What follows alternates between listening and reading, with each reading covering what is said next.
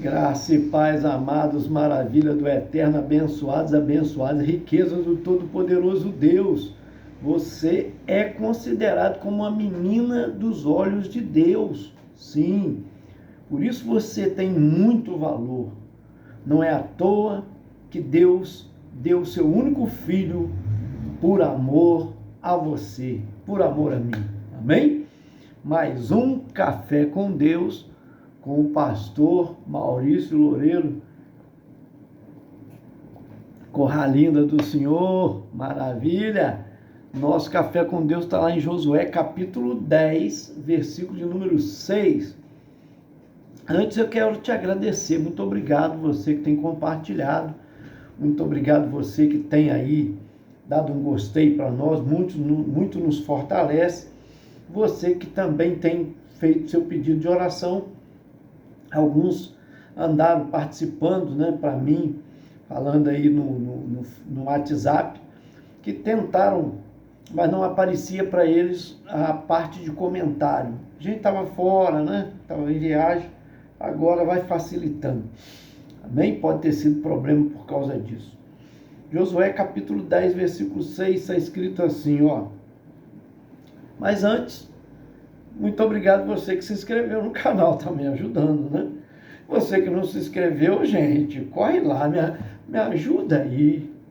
Corre lá, tem um linkzinho escrito em azul, é só você clicar ali e te direciona para o YouTube, lá você clica em inscrever-se, que é automático, tem um sininho também para receber todas as nossas notificações. Todos os dias, uma palavra de Deus. O Café com Deus é isso, uma palavra de Deus explicada e oração por você e sua família, ok?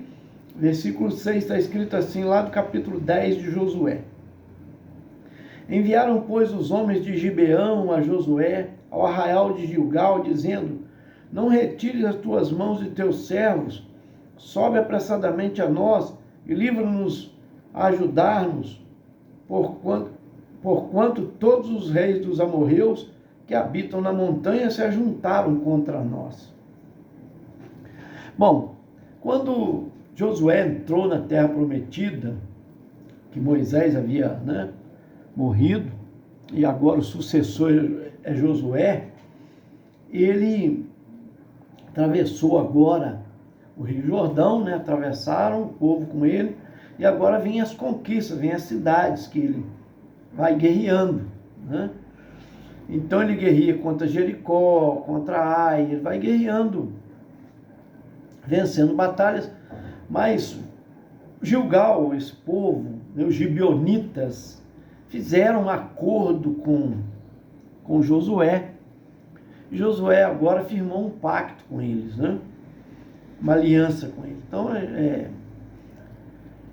só que nessa situação, enquanto Josué está lá se preparando para novas batalhas, os amorreus, ou seja, os reis dos amorreus, 5 deles se juntaram e falaram: olha, nós vamos contra os gibeonitas, porque eles fizeram uma concessão com Israel, nós vamos destruí-los. E aonde eles se juntam e vão à guerra contra eles, só que eles, se vendo em aperto, pede socorro a Josué, porque ele tinha feito uma aliança com Josué. Pede um socorro a Israel.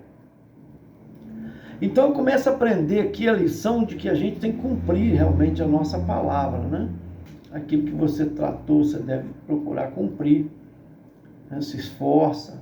Tem hora que é difícil, é verdade. Há maus tratos, ou trato que você fez que não é bom, então procure ser digno, chegar perto de quem você fez não estou conseguindo, eu preciso de mudar essa situação, Eu quero cumprir, mas não tenho conseguido. Que acordos, às vezes, que você faz um mau acordo, Acordos que você não consegue cumprir. Mas o fato é que Josué aqui tinha condição pelo fato de que Deus era com ele nas batalhas. O Senhor disse para ele que daria a vitória a Israel contra os seus inimigos.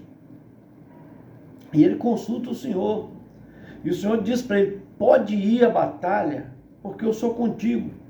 Esses reis não te suportarão, não vão suportar a Israel, porque eu estou contigo. Então eu aprendo aqui que ele cumpre, né? Vai socorrer, diz o versículo de número 7. Então subiu Josué de Gilgal, ele, toda a gente de guerra com ele e todos os homens valorosos. Então ele pega homens preparados para a batalha. Ele não vai pelo simples fato de ter uma aliança só. Ele pega os seus melhores homens para ir a essa batalha, né? E o Senhor disse a Josué, versículo 8, não os temas, porque os tenho dado na tua mão, nenhum deles poderá resistir. Quer dizer, nenhum deles vão resistir a você, porque o Senhor era com ele. E eu aprendo que quando nós estamos no centro da vontade de Deus, nós vamos ter batalha, nós vamos ter lutas. Está vendo aqui? Ele está indo para uma batalha, que nem diretamente a ele era, mas de quem ele tinha uma aliança. Ele vai defender outros. Você às vezes vai pegar a batalha que você vai, né, defender outros. A batalha espiritual que você atrai para você, sem ser diretamente sua aquela batalha. Porque você está tentando tirar alguém das garras de Satanás. Às vezes alguém que está dominado pelos vícios, né? Pelas drogas. Então, quando você se envolve no mundo espiritual, o inimigo vem com ataques. Então, há batalhas que você vai se envolver nelas, que não são suas diretamente, como o caso de Josué aqui. Mas havia uma aliança, e ele está dentro do centro da vontade de Deus. Tanto é que ele consulta o Senhor diz, pode ir, que os reis não vão te resistir. Eu serei contigo. Desbarata eles, passa o fio da espada, você vai vencer essa batalha. E partiu então, ele subiu com seus melhores homens, com um grupo de guerra, né? E vai para a batalha. E ele começa a vencer a batalha, o inimigo fugir. Só que a gente tem aqui uma linda história, um milagre extraordinário, excepcional. Por quê, pastor? Porque aqui, quando Josué percebe, porque ele não tinha uma ciência para estudar, ele está olhando aos olhos dele, ele olha para o sol e vê que o sol está em cima, ele vê que o tempo não daria, ia anoitecer, e ele pede a Deus, ora a Deus, e determina que o sol pare, e que a lua também. Então, e na sua visão ótica, né? Ele determina, e diz a Bíblia que aquele dia se alongou para que ele conseguisse alcançar os inimigos. E é lindo porque é como que um dia tivesse 48 horas. A noite não apareceu ali, o sol permaneceu em cima, numa posição, né? E ele não entendia nada de ciência para saber que a Terra, né, tem a rotatividade, de rotação e translação, né? Nada disso. Mas Deus ouve essa oração. Gente, como é que pode? Às vezes você fala assim, meu Deus, eu tenho orado tanto, eu tenho pedido e nada acontece. Como é que um homem pede o sol para parar? E para. A lua para, todas as suas posições para. Como que pode? Um milagre tão extraordinário desse. Mas não foi para massagear o seu ego. Não foi uma oração feita dentro da vontade própria. Foi uma oração feita dentro da vontade de Deus. Qual que era a vontade de Deus? Que o inimigo fosse desbaratado. Que o inimigo fosse derrotado. E naquele dia ele precisava de tempo. E Deus é o Senhor do tempo. Deus é o Senhor de toda a geografia, física, química, de tudo. É Ele que criou isso. Então, é impressionante que aquilo aconteceu. O dia se alongou, né? Não escureceu. E foi o tempo suficiente para poder vencer os inimigos. E aqueles que fugiram Deus enviou pedras de fogo do céu, saraivas, né? Pedras de fogo, como meteoros que caem na terra constantemente, mas caiu uma chuva de meteoro em cima daqueles inimigos que foram mortos. E diz a Bíblia que morreu mais pelo ataque do fogo do céu, de pedras, né, de fogo, do que aqueles que foram passados ao fio da espada. Gente, isso é Deus entrando na batalha com a nação. É Deus entrando na batalha por você. Se coloque nessa situação. Se você está dentro do centro da vontade de Deus, pode levantar as dificuldades, as barreiras que forem. Se você está cumprindo o propósito pelo qual o Senhor te chamou, mas você precisa saber qual é o propósito de Deus na minha vida. Você já parou para perguntar isso? Qual o propósito de Deus na minha vida? Para que eu nasci? Né? O que Deus espera de mim? Você nasceu porque Deus assim achou e deveria nascer, mas há um propósito que Ele determinou para a sua vida. Qual o propósito de Deus? George Miller, por exemplo, que foi um homem que nasceu em 1805, né, um inglês, ele era um jovem que chegou a ser preso na sua adolescência, estava seguindo caminhos errados, e o pai, para que ele tomasse rumo, mandou para uma universidade. Naquele tempo existia uma matéria, uma formação que era formação de pregadores, uma coisa que deveria até existir hoje, mas infelizmente, né, a sociedade está tão distante de Deus que essas coisas são insignificantes para eles, né? Ou vão colocar como que está tendo privilégios acerca de outros, né? Naquele tempo existia, ele foi estudar, e nesse estudo ele acabou se envolvendo com um grupo de oração e tendo um encontro real com o Senhor, um novo nascimento. E ele se tornou um homem que montou muitas escolas, muitos orfanatos. Ele socorreu mais de 100 mil, né, crianças. Chegou um tempo que ele tinha vários orfanatos que alimentava 10 mil crianças. E chegou um dia que ele não tinha o que dar de comer aquelas crianças, aquele mês. E ele foi um dos homens que mais Deus, na história da igreja, tá? Da igreja, porque tem os heróis da igreja, né? Estou falando antes dos apóstolos, na época dos apóstolos, falando para frente. Ele viveu 1805, então do ano 300, 200, 100 em diante para cá, ele foi um dos homens que mais Deus ouviu a sua oração. Mas por quê? Porque ele orava dentro da vontade de Deus. Às vezes a gente ora e não recebe resposta de oração ou um milagre, porque nós estamos orando dentro da nossa vontade, não dentro da vontade de Deus. Procure saber qual é a vontade de Deus para a sua vida.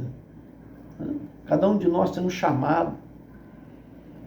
E dentro da vontade de Deus, Ele nunca deixou de ser ouvido. E nunca Deus virou um dia. Ele conta esse testemunho, contava esse testemunho, que ele viveu 93 anos, morreu em 1898, nasceu em 1805, né? Ele dizia na sua biografia, ele diz que nunca Deus virou um dia sequer sem ouvir a sua oração. No mesmo dia Deus ouviu. Mas qual era o segredo? Ele estava dentro do centro da vontade de Deus. Ele descobriu muito cedo, muito jovem, que ele se converteu muito novo, né? Não sei, me lembro agora, 19 anos de idade, alguma coisa assim. Ele descobriu o chamado dele. E dentro da vontade de Deus, ele orava, então as coisas aconteciam. Igual quando ele não tinha recurso, precisava de alimentar 10 mil crianças, ele orando a Deus, Deus deu a resposta e mandou alimento para um mês inteiro para alimentar mais de 10 mil crianças nos seus orfanatos. Gente, Deus é o mesmo Deus. Ele responde a oração. Mas a gente tem que buscar isso, a oração feita dentro da vontade de Deus, dentro da vontade dele. E às vezes a gente está orando para o nosso, nosso eu, para o nosso ego. Vê se o que você está pedindo está de acordo com a vontade de Deus. Se é isso mesmo que Deus tem para você, quer para você. Porque às vezes a pessoa quer, Senhor, eu quero que o Senhor me abençoe de uma maneira assim, me dando saúde. Mas para que você quer saúde? O que você vai fazer com a sua saúde? Senhor, eu queria ter condição financeira. O que você vai fazer com as suas finanças? Você está pensando só no seu bem-estar. Mas se você começa a pensar, eu quero saúde para me trabalhar no teu reino, para me pregar as boas novas, que é Jesus Cristo, o Salvador, o Senhor, para salvar vidas, Deus vai te dar saúde. Se você está pedindo finanças, que é para abençoar outras vidas e glorificar o nome do Senhor com as finanças que vão entrar, Deus vai responder essas finanças. Então isso é lindo, né? Isso é lindo. Então às vezes nós fazemos, já aprendemos aqui, que aquilo que a gente trata, e a gente tratou com Deus, cumpra. Tratou com as pessoas, procure cumprir. Tem gente que fala, eu vou ser dizimista esse ano, 2024, vou ser ofertante. Aí começa bem, daqui a pouco para. E quebrando, né, a aliança. Josué não quebra aliança, mas também as suas orações eram ouvidas porque até a ponto do sol parar, gente. Oh, meu Deus. E às vezes você fala, eu precisando de tão menos, né? E Deus não faz, mas por quê? Porque às vezes não está dentro do centro da vontade de Deus. Às vezes você está pensando só no seu bem-estar, só na sua família. Você não está pensando no bem da sociedade, das vidas que precisam ser alcançadas. E quando você ora dentro desse propósito, de cumprir a vontade de Deus, que é que todos se salvem, que nenhum se perca, essa é a maior vontade de Deus. Deus tem várias vontades, mas a maior dela é que todos se salvem, que nenhum se perca. Não é à toa que ele deu o seu filho. Você acha por que Deus deu o seu filho, seu único filho? Porque a vontade dele é que todos sejam salvos. Mas quer dizer que todos vão ser salvos? Não, porque se não aceitarem o governo de Jesus no seu coração, não deixarem Cristo Jesus reinar no seu coração, não vai ter salvação. A salvação é gratuita, mas para aquele que recebe, aquele que valoriza. Ah, mas Deus só me abençoa, então se eu for obediente, às vezes você pode ter pecado e Deus vai te abençoar em termos de quê? Como? Quando há arrependimento. Não que você nunca peque, não é isso. Porque você pode pensar igual aquele filho que dá obediência, esse que vai ser, só ele vai ser abençoado. Não, tem um filho pródigo, por exemplo, aquele que saiu e retornou, recebeu novamente as bênçãos, porque ele reconheceu o seu pecado, reconheceu o seu estado de miséria. E é isso que Deus espera, igual um filho seu quando ele erra. Você deixa de amar porque ele errou? Não. Você vai ter o mesmo amor e às vezes até vai aumentar o seu amor, porque você vai ensinar e querer que seu filho passe a acertar, mas que os erros vão fazer com que ele cresça também. Aprenda lições com isso. E Deus nos vê desta maneira, não como um carrasco. Não, você errou, eu não te abençoo, eu te castigo. Não é só assim. Deus quer nos ensinar coisas. E a gente precisa entender isso. Buscar a vontade de Deus para a nossa vida e se colocar no centro da vontade de Deus. Quando você se colocar no centro da vontade de Deus, as suas orações vão ser ouvidas. Se as suas orações estão voltadas para o propósito de Deus, que Ele te criou para um propósito, para glorificar o nome dEle, para falar do amor dEle. Olha quantas coisas.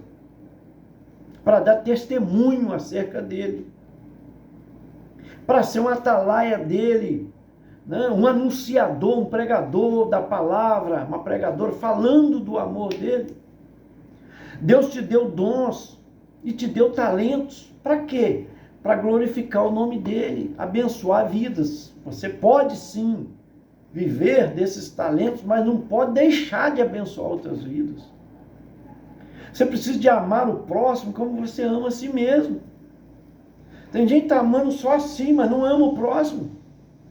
Ele vê o próximo passar necessidade, precisar de uma palavra, precisar de um amparo, de um ouvido para estar ouvindo o desabafo, a tristeza da pessoa. Ele não se coloca, por quê? Não se coloca no lugar da pessoa.